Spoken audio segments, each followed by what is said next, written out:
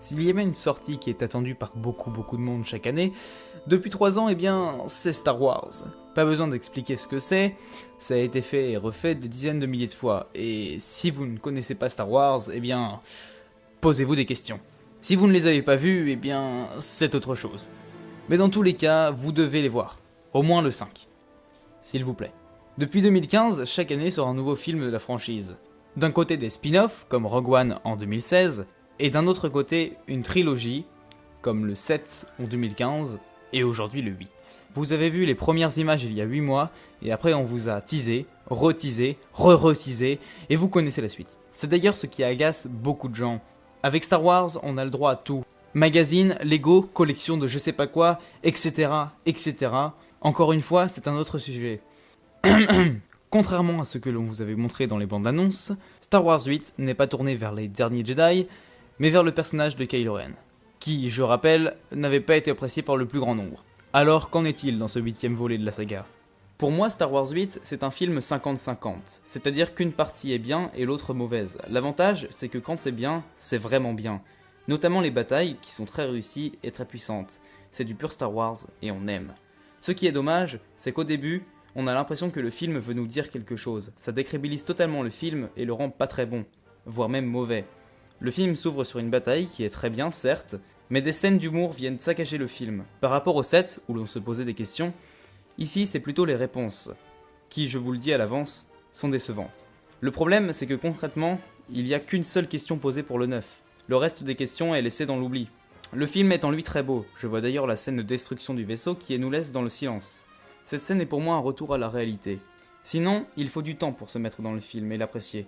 Mais quand c'est bien, c'est vraiment bien. Passons au spoil. Waouh. Il y a 3 choses marquantes qui déstabilisent le film. Le début.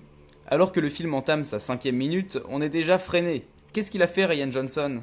Pourquoi avoir fait ça ? Au début, je regardais pas Star Wars. Je regardais un Star Wars pas terminé avec beaucoup d'éléments manquants. De Yoda.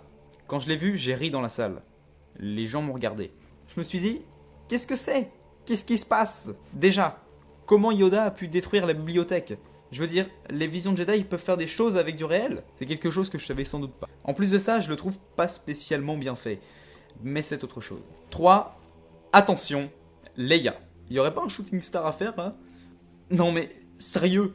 Mais... Ah ! On peut pas ! Vous n'avez pas le droit !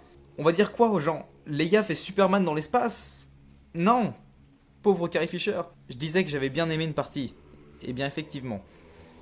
Pour moi, le film devient excellent quand Snoke meurt. Pas à cause de sa mort, mais parce qu'il se passe à partir de là est très bien. C'est du vrai Star Wars. Parlons personnage. Snoke. Il a servi à rien, à part à contenir la haine de certains personnages. C'est tout.